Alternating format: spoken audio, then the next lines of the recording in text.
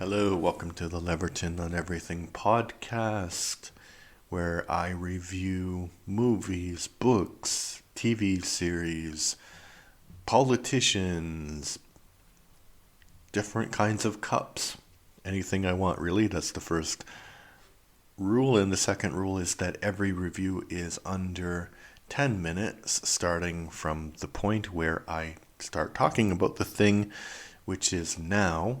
And I'm talking today about the true crime behind the scenes, Until I Kill You, the real story.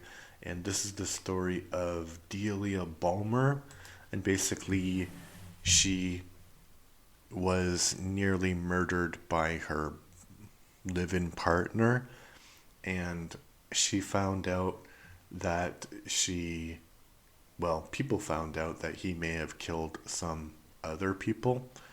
Um, and this is another rule that I'm going to make with this podcast is I will talk about things that I've seen, but I'm not going to go back and watch it again, especially if I don't if I don't feel like it, cuz I don't want to waste my time. But so I don't want, to be honest, to be fair, I don't really remember much of this story, just that she was nearly murdered by this guy. She went to the police, and it's a really weird thing because the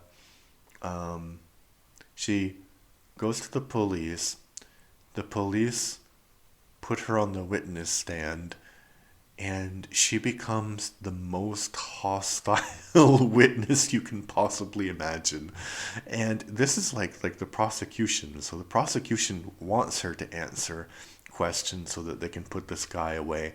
And she's just basically like, I'm not answering that question. I don't know why. And you would think that she was on trial for something. I just think that she had like a little, I don't know, a switch, or she snapped because of the situation that she was under. And so that happened. And then they're interviewing one of her friends.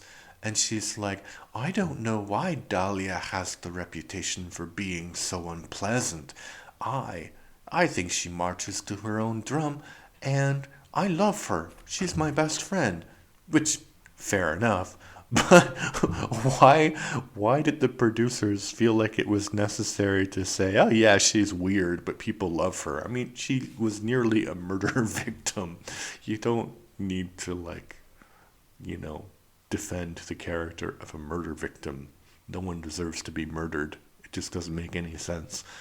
And so I have a little bit of time, and that's the only thing I remember about this series, so I will tell you uh, my philosophy when it comes to murder and suicide, both. We're all going to die, so why rush? If you're thinking about murdering somebody, just think they'll eventually not be here anymore, like you will. So what's what's the big deal? Just get out of the situation, do something else. And same thing with suicide. Um, that's a bit more complicated because maybe you're dying, maybe you're in great pain or whatever, and maybe it's the only way out of a really difficult health situation or something like that. But generally, you don't need to rush. So if you're 16, 17, whatever, you're depressed, life will probably get better, There will be new days. You don't need to rush. You'll get there eventually. And hopefully you'll have lived a bit longer. And by a bit, I mean 50, 40 years, 60, 70, 80 years. Like in the long run scheme of things, that's actually not that much time. It feels long when you're young. And yeah, woo, that was deep. Would I recommend this uh, TV series? No. I mean, I don't remember what happened. And it's not like I watched it years ago. I watched it like a week ago, 2 weeks ago, something like that. So, not memorable at all. All right. So, if you want to listen to something that is memorable, please check out my son's podcast, the Everything and More Etc. podcast.